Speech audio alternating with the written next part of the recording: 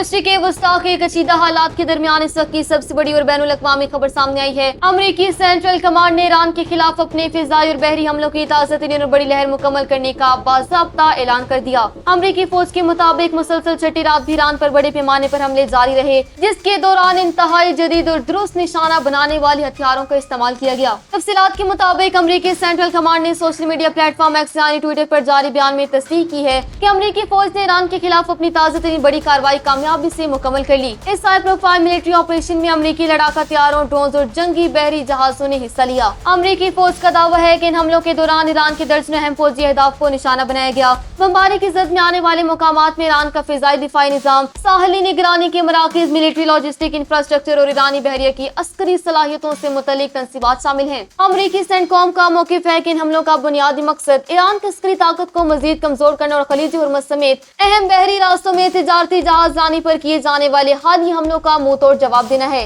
इस ताज़ा अस्करी कार्रवाई के बाद खित्ते में अमरीकी और ईरानी कशीदगी अब तक की बुलंद तरीन सतह पर पहुंच चुकी है।